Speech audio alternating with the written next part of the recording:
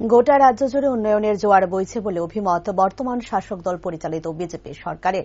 কিন্তু কতটুকু উন্নয়নের জোয়ার বইছে তার শহর আগরতলায় কিছু চিত্র লক্ষ্য করলেই স্পষ্ট ফুটে ওঠে।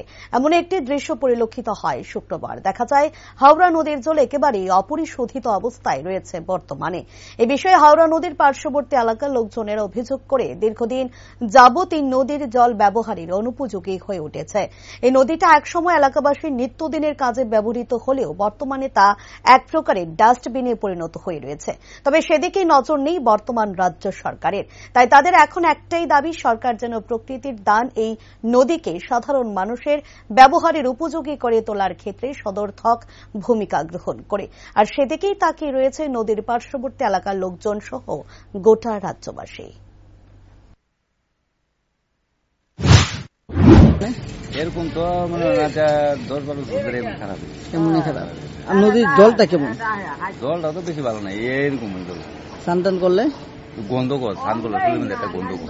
আচ্ছা, আর নদীতে নামন জানি মানে কেমন, মানে নামলে টামলে প্যাক নিচে প্যাক আছে, আগে এমন ছিল না। আগে তো বালু ভরতো নদী।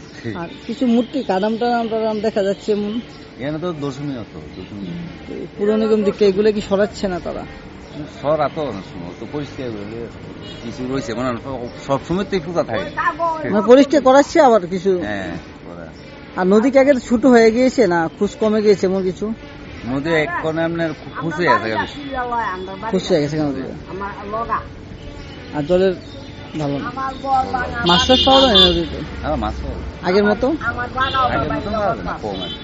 আগে তো ওইদিকে দোয়াল লাগতো মানুষের। আর আজকে তো 10 বছর আগে নদীর মানে জলটা কেমন ছিল? এখন আজকে 10 বছর আগে ভালো আসতো, আমরা স্নান করতাম। নদীর জলের মানে হাইটটা কেমন, মানে কুচটা কেমন ছিল? কুচটা একটু কম আসতো, ওখানে দিনে দিনে কুচি আছে, মানে এখন কুচটা বেশি আছে। কিছু চরও পড়ছে, আগে কি চরগুলো ছিল? যদি প্লাট হলে মনে হয় একদিক দিয়ে চর করে, আরেক দিক দিয়ে মনে হয়। কিন্তু প্লাটও তো হয়ে গেল। প্লাটটা কি ভাবতে বেশি বড় হয়েছে এই বছর? এবার বড় হয়েছে, প্লাট বড় হয়েছে। মানে আপনার এত বছরের মধ্যে কোনো সময় এত বড় প্লাট দেখছেন না?